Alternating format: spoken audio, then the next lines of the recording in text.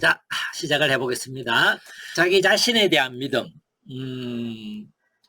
그것이 맹신이든 정말 자기 자신의 경험을 통해서 축적되어 온 그런 어떤 확고한 근거가 있는 그런 믿음이든 어떤 믿음이든 나에게 영향을 미치는 것은 똑같아요. 단지 긍정적인 믿음은 나에게 긍정적인 영향을 준다는 거, 부정적인 믿음은 나에게 부정적으로 영향을 미친다는 거는 분명히 구분이 되지만 믿음이라는 그 자체가 주는 힘은 긍정이든 부정이든 강력한 힘을 가지고 있다는 거. 그거는 이제 말씀을 드렸고, 그래서 우리 자신에 대한 믿음도 이제 이렇게 한번 체크를 해볼 필요가 있고, 어떻게 가고 갈 것인가를 생각을 할 때, 우리 자신에 대한 거나 내 미래에 대한 믿음을 이렇게 내가 확고하게 긍정적으로 가꾸는데 걸림돌이 되는 게 몇 가지가 있는데 그 중에 하나가 이제 이렇게 다뤄보면은요, 수치심, 죄책감, 완벽주의, 뭐 또 더 여러 가지가 있는데 그냥 이렇게 조금 큰 거, 조금 대표적으로 우리가 쉽게 빠질 수 있는 것에 대해서 조금 말씀드려보겠습니다. 수치심, 다르게 말하면 쪽팔림이죠, 그죠? 이런 거 경험해 본 적이 아마 여러분들도 들어 있을 거라는 생각이 드는데, 사람들은 누구나 어떤 수치스러운 경험들을 해요. 수치스러웠을 때 어떤 마음이 들더냐 이랬을 때 처절하다, 처참하다, 또는 뭐 말할 수 없이 외롭다, 그 다음에 한없이 적어진다, 거부당한 느낌이다, 난도질 당한 느낌이다. 예. 뭐 다양한 어떤 표현들이 이렇게 보통 보면은 수치심을 경험한 사람들이 그 표현들을 이렇게 합니다.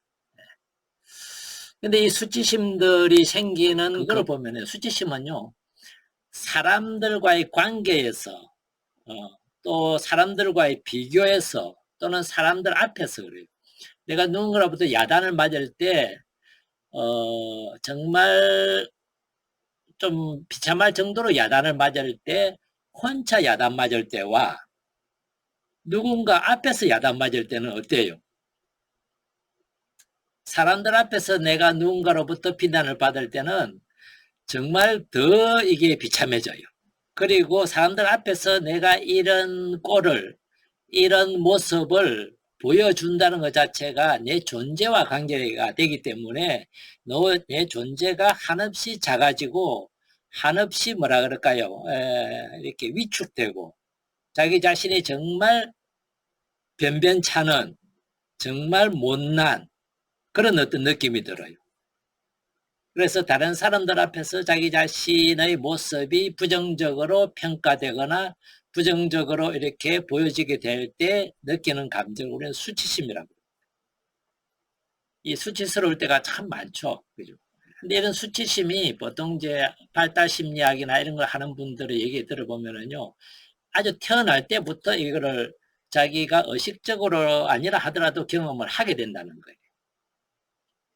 언제냐, 태어나서 만약에 자기의 양육자가 자기 자신과 눈맞춤을 안 해준다든지, 자기와 스킨십을 하지 않는다든지, 또는 자기 자신의 어떤 급격하고 실제적인 필요를 이렇게 반응해주지 않는다든지 이럴 때 자기 존재 자체가 보잘것없는, 어쩌면 쓸모없는, 의미 없는, 중요하지 않은 어떤 그런 느낌들 때문에 자기 존재가 한없이 이제 약해지는 거죠.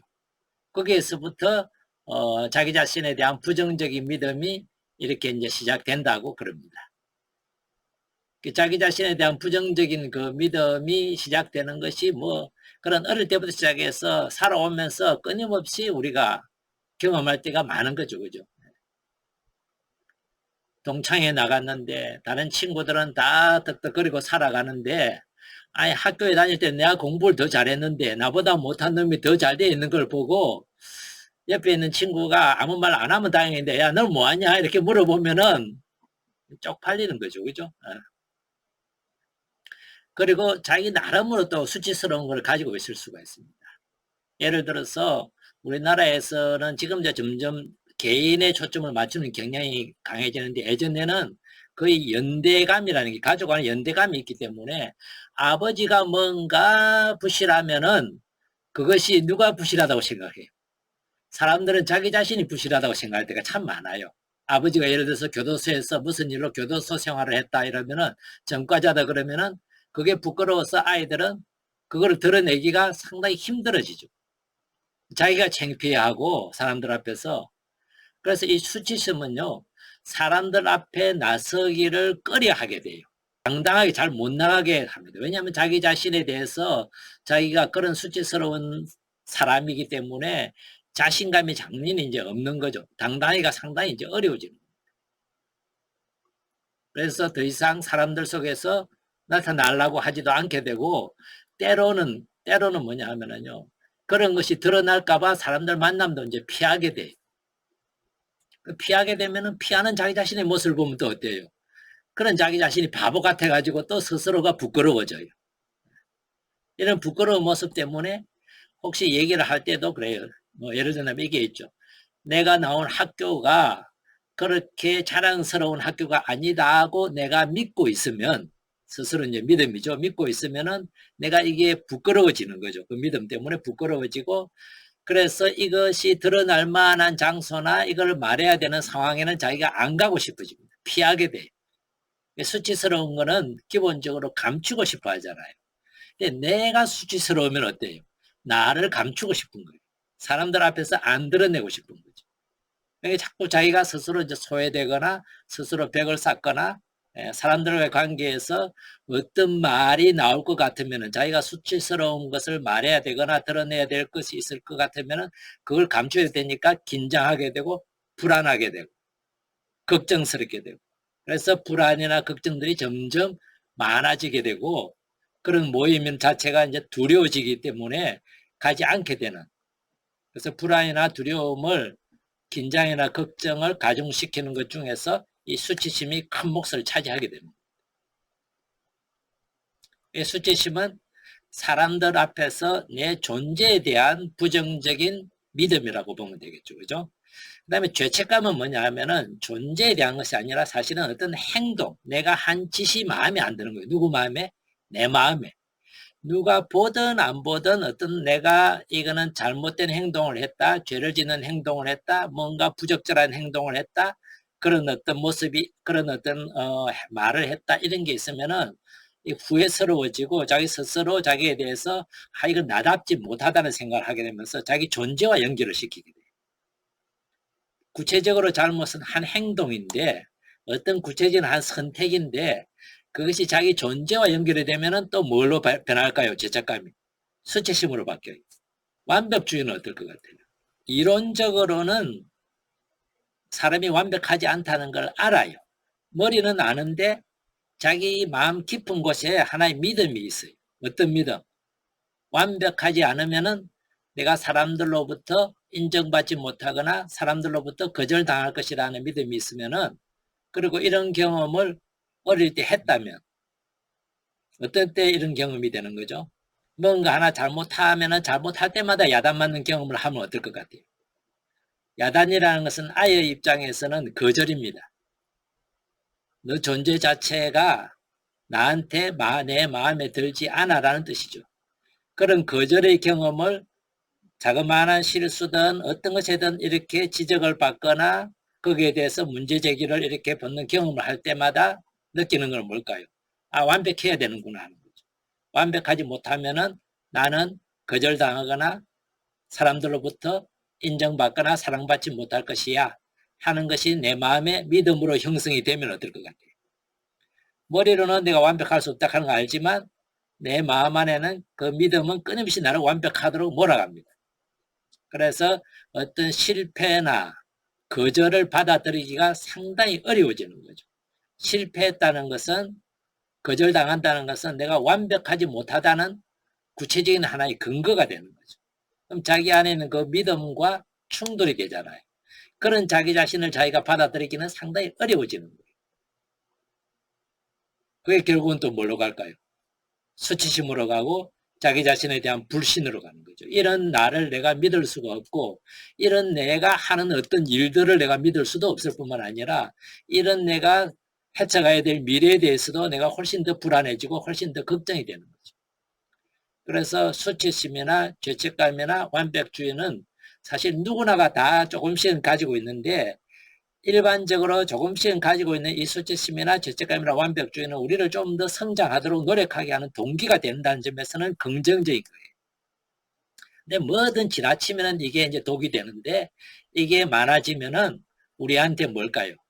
우리 자신에 대한 믿음을, 자기 자신에 대한 믿음, 미래에 대한 믿음들이 약해지게 되면서 동시에 내 안에 반대급부로 불안이나 두려움을 더 키우고 가중시키는 그런 어떤 결과로 이어지게 된다.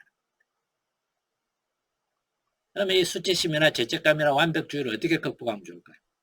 내 안에 그런 것이 있는데 나는 정말 하찮은 존재야 하는 믿음이 내 안에 있다면 내 안에 나는 정말 이런저런 잘못들을 많이 한 정말 못돼 먹은 그런 사람이야.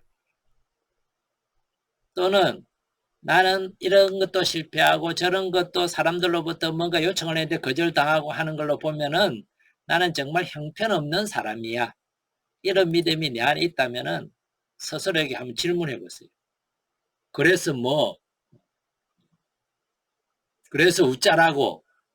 이 수치심이나 죄책감이나 완벽주의를 극복하는 참 좋은 방법 하나가요. 물론 사람에 따라서 다양한 다른 더 효과적인 방법이 있을 수 있겠지만은 이거를 드러내는 거예요. 누구한테? 아무나한테 그러면은 나중에 정말 쪽팔려요. 그죠? 네. 아무나한테 그러지 말고 내 말을 잘 공감해 줄 사람, 내 말을 잘 들어줄 사람한테 가까운 사람에게 그냥 얘기를 한번 해보는 거예요. 난 이런 것이 사람들에게 알려질까봐 정말 두려워. 그러니까 자기 수치스러운 걸 하나 얘기해 보는 거죠. 난 사람들이 알려질까봐 이게 정말 겁나. 나 이런 것들이 진짜 쪽팔리더라. 내 쪽팔리는 것을 혹시 누군가가 가십거리로 드러낼까봐 난 그게 정말 두려워. 나는 실패하는 것이 왠지 겁나. 거절받는 거는 나한테 정말 상처가 돼. 내가 이런 행동을 한 것에 대해서 사람들이 이것이 알까봐 나는 정말 그것이 더 두려워. 재밌는 거는요. 재밌다고 표현을 해야 되나? 효과가 있는 방법은 바로 이렇게 알리고 나면은요. 내가 자꾸 감추려 그러면 이것이 내 안에서 점점 누적이 돼서 폭발력이 커지는데 알리고 나면은요. 한마디로 김이 빠지기 시작해요. 거기에 대해서 감추거나 부끄러워하거나 뭐라 그럴까요? 그런 것이 점점 줄어들면서 별거 아니구나 하는 느낌을 내 안에 갖기 시작해. 그리고 나만 그런 게 아니구나 하는 얘기를 듣게 돼. 혹시 누군가가 여러분에게 정말 자기 자신이 부끄러운 것을 얘기하는 사람이 있다면 여러분은 엄청 믿는다는 사람일 거잖아요. 그죠? 그 믿는다는 사람으로부터 누구나가 그럴 수 있다. 누구나가 나도 그런 적이 있었다 하는 말을 여러분들이 한번 해줘 보세요. 그러면은 그것이 자기의 그 힘든 수치심이나 죄책감이나 자기 완벽주의로 인해서 가지고 있는 어려움들을 털어놓은 사람에게는 굉장한 해방감을 가져다 주게 돼요. 거기에서부터 놓여날 수 있는 그런 출발점이 돼. 한순간에 다 사라지는 건 아니겠지만, 왜냐면 믿음이니까 한순간에 다 사라지진 않아요. 믿음은 힘이 있고 오래 가려고 그러는 경향이 있거든. 그런데 이것을 아주 가까운 나를 이해해 줄 수 있는 공감해 주는 사람에게 조금씩 내가 감당할 수 있을 만큼 이렇게 털어놓기 시작하면서 점차 여기에서부터 해방될 수 있다는 거예요. 아, 그래도 괜찮구나. 내가 좀 이런 어떤 의미에서 부정적인 경험들이나 부정적인 기억들이나 이런 것을 가지고 있는 사람이라도 괜찮은 사람이구나. 나만 그런 게 아니구나. 인간이면 누구나가 다 이것을 조금씩은 종류가 다르지만 가지고 살아가는구나 하는 것을 알게 되면 어떨 것 같아요? 네, 훨씬 더 자유로워지기 시작하고 여기에 매여 있지 않게 되는 거예요. 이렇게 수치심이나 죄책감이나 나의 완벽주의에서부터 조금씩 이렇게 내가 해방될 수 있을 때 오히려 자기 자신에 대한 믿음은 반대급부로 좀 더 자라게 되고 좀 더 키워갈 수 있게 되는 거죠. 그것이 바로 내 미래에 긍정적으로 나를 바라볼 수 있는 그런 어떤 긍정적인 모습일 겁니다. 이런 우리 자신을 바라볼 때 지금 여러분들 앞에 배가 하나 보이죠. 이 배를 사람들이 이제 비유를 할 때 믿음에다가 많이 비유를 해요. 우리는 믿음이라는 배를 타고 이 세상이라는 바다를 헤쳐나가고 있습니다. 인생이라는 바다를, 또는 앞으로 내 미래라는 바다를 헤쳐나가고 있는데, 내 믿음이 나를 충분히 보호하고 지켜줄 만큼 행복하게 안전하게 나를 태우고 갈 만큼 그렇게 좋은 배가 아니라면 어떨 것 같아요? 지금 여러분들이 보고 계시는 이 그림에 보는 이 배는 타고 가면은 바다로 이렇게 들어가면 어떻게 될 것 같아요? 그냥 꼬르륵 할 것 같죠, 그죠? 예. 물고기 밥이 될 수 있어요. 한마디로 세상에 나를 먹고자 하는, 나를 어떻게 보면 위축시키고자 하는 그런 많은 문화든 말이든 그런 것들에서 내가 스스로 피폐해질 수 있다는 거예요. 이 세상은요, 나를 성장시키고 가꾸고 좋은 믿음을 가꾸도록 그 도움을 주는 그런 어떤 문화가 아니에요. 여러분 TV나 드라마나 이거 보세요. 드라마에서 탁 나올 때 거기 등장인물들의 그 외모, 와, 왜 진짜 이 뭐라 그럽니까? 이 배 근육도 이 왕자가 있고 남자들 같으면은 몸도 탁 갖춰지고 정말 멋있다. 거기에 비해서 나는 이렇게 되면은 어때요? 그냥 초라해져요. 왜소해집니다. 스스로의 자신감을 갉아먹게 만드는, 자매님들도 마찬가지죠. 경제적인 능력 보면 거기 보면 거의 대부분 펜트하우스에 나오는 사람들이 드라마에 주로 나와요. 집들이 보면은요 대단해요. 그걸 보는 순간 어떤 느낌이 들어요? 내가 아무리 비교를 안 하려고 그래도 나는 이런 생각이 들어요. 와, 부럽다. 그러면 내 자신감이나 내가 가지고 있는 내 믿음들은 어때요? 왜소해지고 초라해져요. 우리 문화가 지금은 거의 그래요, 지금. 그러다 보니까 내가 조금만 스스로를 다독거려가는 힘을 놓게 되면은 한없이 이렇게 약해지고 작아지고 무너질 수 있는 그런 어떤 환경 속에서 살아간단 말이에요. 그런데 나를 보호하거나 지키지 않으면은 지금 이 배처럼 나도 모르는 사이에 어느새 물에 떠기가 이 세상을 헤쳐가기가 힘든 그런 배가 되어 있을 거거든요. 그래서 튼튼한 배로 어때요? 좀 이제 타고 갈 만해요. 이런 믿음의 배를 우리가 이제 갖고 가야 될 건데 어떻게 갖고 갈 거냐, 그거를 이제 한번 우리가 찾아보기 위해서 믿음을 어떻게 형성해 가는지를 한번 살펴보겠습니다.